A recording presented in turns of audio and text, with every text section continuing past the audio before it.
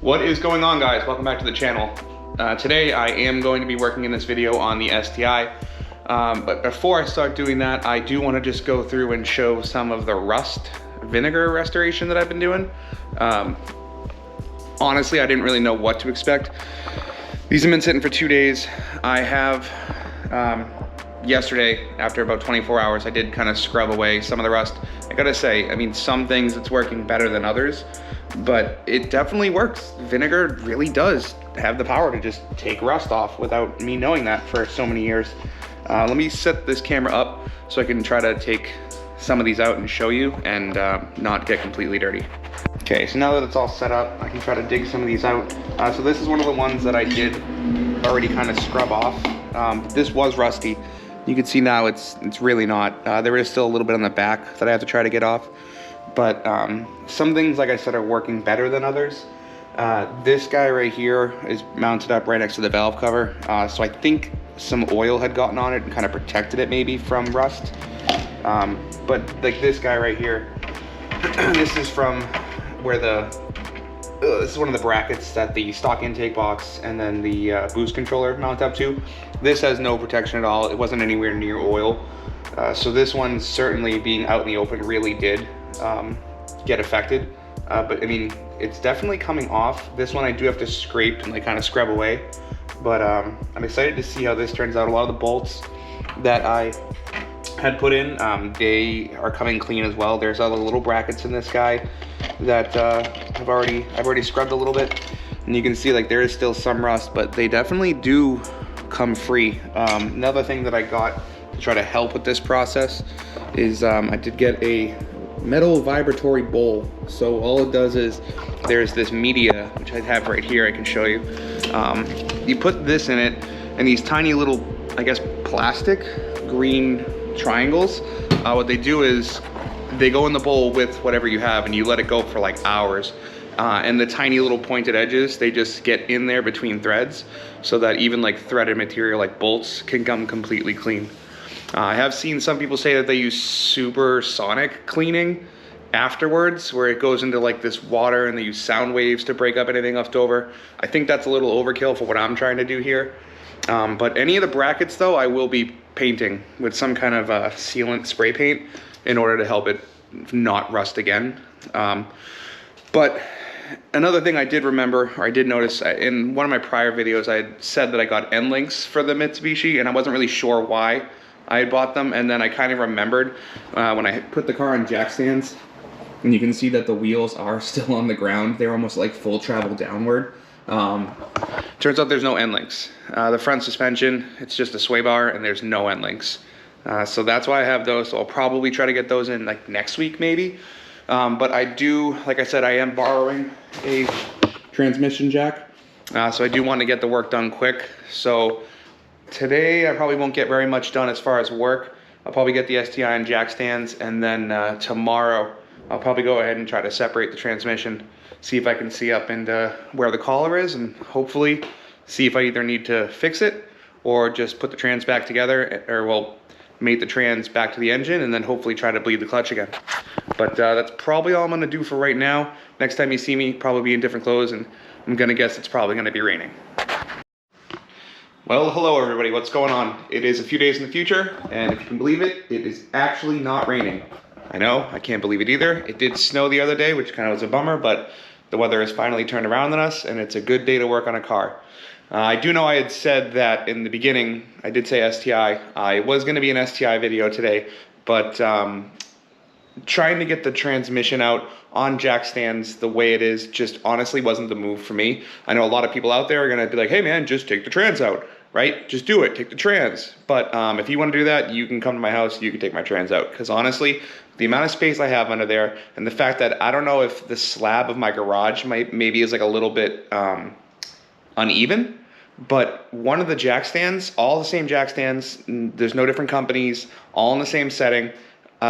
There's one jack stand point where it just would not sit on the jack stand for some reason. The other 3 points were. So I wasn't gonna take the risk of accidentally crushing myself or something. So what I am gonna do is I'm gonna go ahead, I started working on it the other day, taking the downpipe out so I can pull the motor forward. What I'm gonna do is I will be taking the radiator out, mounting up my engine hoist, separating it from the transmission just enough to pull it forward so that I will be able to check out what's going on in there. Realistically, probably won't do that until I finish the Evo. The Evo is just closer to running. What I have to do to it is just easier and it's gonna be quicker. And to be honest, for this summer, I would rather bring the Evo to a bunch of car shows than just bring another Subaru STI where there'll be dime a dozen, if you know what I mean. But I am gonna continue updating on the bolt restoration. I've done a lot of research. I've really been reading up on it. I got, as I said in the past, I got the vibratory tumbler. So I will be going through and kind of showing you the results of what that's able to do. But before I get going, I want to start with a very important public service announcement. And that'll go right here. Okay, so as a word of advice for anyone that does decide to go ahead and try to remove rust with vinegar, as fair warning, because I'm all about transparency here, please do make sure that you have a container that is strong enough to hold that amount of weight when you pick it up. Because the container that I just had it in wasn't strong enough. And so I went to go pick it up and it cracked and I got vinegar all over the place, probably about at least a quart, all in my toolbox, all over the floor of the garage. It went everywhere. So it does work really well, but please do make sure that you have a strong enough container to hold it in. That is all. Okay, so now that that's out of the way, and we all now know not to use like basically a dollar store potato chip bowl to hold a bunch of vinegar, we can continue on showing you the results of what I've been doing over here. So I have all my bolts that I have done labeled. Basically what the process was, and I still got this guy chilling in vinegar. The process was before the major spill of 2025, we had everything soaking in the vinegar. It was about a week.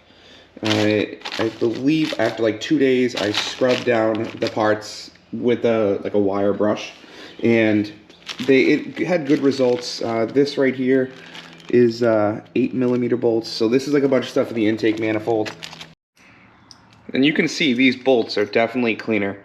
There's definitely not as much rust. There is some residue on this guy, which I am going to try to get today. But these for sure are looking a ton better. But obviously you can see they are a bit matte. So one of the things I am going to try to do a little bit later on in this video, I did go ahead and get a Ryobi wire brush set for my drill. It is stainless steel brushes that are coated in brass, because if you go ahead and try to use a stainless steel brush and use like a lot of pressure, it can actually like warp the threads and ruin the threads on the bolts. So you want to kind of be careful with that. The brass is a little bit softer but still does a good job, so that it won't end up messing the threads up and then you have to buy all new bolts anyway. So I am going to go now and I'm going to break down this tumbler just to kind of show you what it is inside and kind of what it looks like, or what is in there now. It looks like right now I still have everything labeled. Looks like I have valve cover brackets in there now. So this is what it looks like now. These things obviously now are a bit broken down. When it starts, they're all just really pointy. Obviously the abrasion has broken that all down, but if you like look at this bracket, I don't know how long this was in there, but it is pretty clean. This is the one I believe I showed earlier. Let's see how the little back looks. So this is where I didn't do anything else to this. This was where it was showing that there was like some kind of residue here that I was going to get at, but I didn't even have to. I just put it in the tumbler and it took care of it for me. You can see though, obviously, that again, these are kind of matte. So one of the things you have to do, or you have to decide what you're going to do, is am I going to either paint these brackets with some kind of rust prevention paint, or the other route you can go, which I'm kind of looking into, but it is a little bit expensive, is zinc coating. So when you have a bolt, there's a coating on all new bolts that helps to prevent rust. It's usually zinc, and then there's one other kind that people use. I can't remember the name of it off the top of my head. But over time, that barrier will degrade, and that's when you start getting rust on it. So I am going to try to polish the bolts with the wire wheel, but eventually those bare exposed metal bolts, even being shiny as they are going to eventually start to get dull again and start to rust again. So the only way to fix that is to be able to zinc coat it. I know there are companies out there that do offer zinc coating that you can send your bolts off to, but my only issue is that if they all get mixed up and I get my bolts back in like one bag, I'm not gonna know where all the bolts go, and it's gonna make life a lot harder for me. So my plan for right now is to basically just go ahead, try to get these bolts nice and shined up with the brush wheel, maybe just reinstall them unless I can really figure out a viable option for myself zinc coating these at home. It is a pretty big setup though, so it's probably not likely, and I might just install the bolts back on, run it the way it is, and then down the line I can go ahead and, being cleaner, it'll be easier to get them to the point where I need them to be able to zinc coat them. And now that you're all caught up on what's going on with the bolt restoration, I'm gonna go ahead and get the bumper off, get it jacked up, throw some jack stands into the Evo, and get to working on trying to remove the turbo.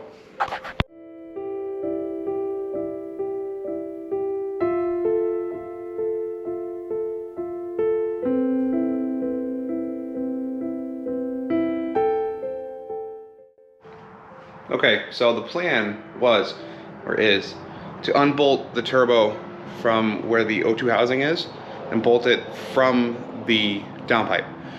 But there's two bolts holding it on, and honestly, they're looking pretty menacing.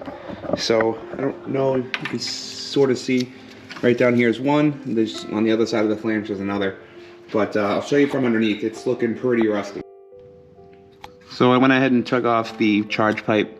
Well, that's like a braided piping going from the turbo to the intercooler piping. These are the two bolts I'm working with, right here and then right there. You can see they are looking a little bit rusty, but hit them with some penetrant top and bottom and in the spring, and well, we're gonna see where we get with this. A couple of other things that I did notice while I was down here. I had mentioned before in the compressor housing for the turbo, where the turbine is, there was a little bit of oil residue. Even in this guy right here, this turbo elbow, does appear to be some oil residue, so I do believe that the oil seals probably are gone on the turbo, which is kind of annoying. There's also a decent amount, can you see it? Yep, of white residue here. I'm not 100% sure, but I sort of feel like it could be coolant. There is a coolant line for the turbo right up here. So there's a possibility that that gasket is gone and it's just been leaking down onto here, going down the piping and then kind of pooling right there. But that's kind of why we're trying to get this turbo out, so we can kind of inspect it and see where we want to go from here. All right, so it's two 14mm bolts. Let's get at it and see if we can't break a bolt.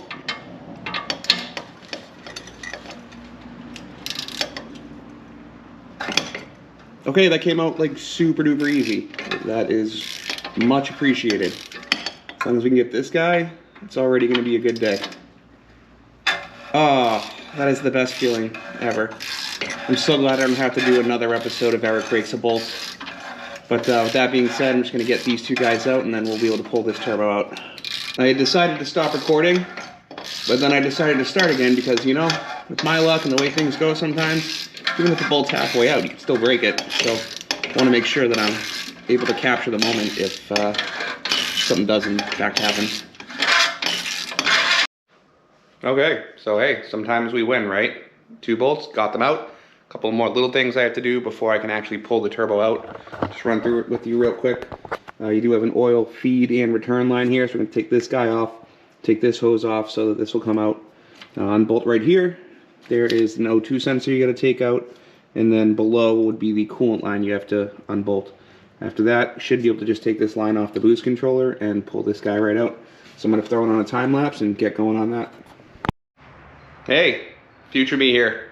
That time lapse I was just talking about, that didn't happen. And I'm going to show you why. Before I went and did the time lapse, I thought, okay, let me just like make sure I know what size bolts everything is, everything I need to take off, so that way when I'm doing the time lapse, I don't look like a complete idiot just running around not knowing what I'm doing. So I went under the car and decided to start looking at the bolts, the two bolts that hold the flange on for the coolant pipe that I saw. I stand corrected. It turns out that is not a coolant pipe. It is actually the oil return line that goes from the bottom side of the turbo down to the oil pan. there's two options you can do. You can either unbolt from the turbo or you can unbolt from the oil pan. Luckily for me, the ones in the oil pan already came pre-rounded for me. So that really wasn't an option. So I decided to start going in and taking the feed line or the return line off of the turbo that goes down. So I go in to go do that. In order to get to those bolts, I then have to take the outlet pipe from the turbo off. Trying to get to those bolts, also very hard. So I ended up having to use about 4,000 wrenches, 657,000 different attachments, sockets, ratchets, and finally, I mean, at some point, the intercooler came off on me, just kind of fell on me because it isn't really held up, as we all know. So this is what I'm working with now. There's just tools everywhere, but I am gonna get under the car and show you at least the problems that I had. But luckily for me, the two bolts that do hold the oil return line to the turbo actually weren't that hard to get off, even though they were rusted. So let me jump under there and I'll show you guys exactly what I'm talking about. So here we are. This is the bottom side of the turbo. This is where the air comes out of the turbo and should be going down this way to the intercooler piping. So I had to take these two bolts out, which is the elbow. This one came out pretty easily. This guy, because of the way this pipe is situated, not super easy. So I think what I ended up doing there, I just had a wrench and I was able to just finally like crack it loose. And then it took about 4,000 turns of that non-ratcheting wrench. That freed up this space because this elbow is now out. This guy was super easy to get to. That guy, I ended up having to use just a 1/4 inch socket with a 10mm socket on it, cracked it loose, but then to actually get it off, I had to throw my power ratchet. So in order to get to that last bolt on that oil return line, this is the combination of stuff I had to use. I had to use my M18 ratchet with a 3/8 to 1/4 inch attachment with a 1/4 inch wobble socket and then the 10mm. I was able to get it out pretty easily. I think I got lucky, honestly, because the way things can break on this car, I got lucky that it didn't. So I think now, finally, hopefully, I'm gonna throw it on a time lapse and get the rest of this off and pull the turbo out.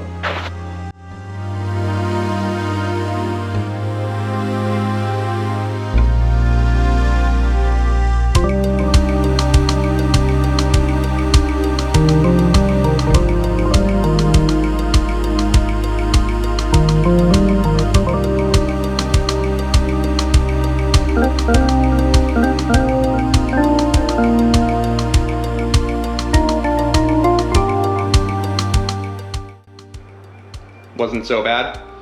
Honestly, the coolant hoses, they kind of did give me a little bit of trouble trying to get those off of the turbo. This is what we're looking at now. So just went ahead, taped off the oil return so that nothing gets in the pan.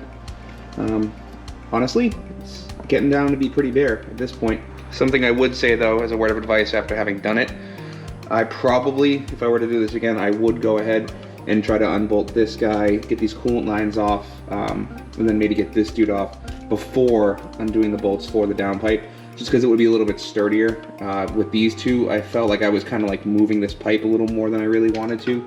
But all in all, wasn't too bad trying to get the turbo off. You can take a look at it now. It's really not in great shape. You can see there's tons and tons of soot and oil all up in there. There really is no shaft play at all, which I guess is a good thing. You can see right here where it comes out, like there's definitely oil seals in here that are just gone. Because there's no reason there should be that much built up oil and residue and gunk in the turbo.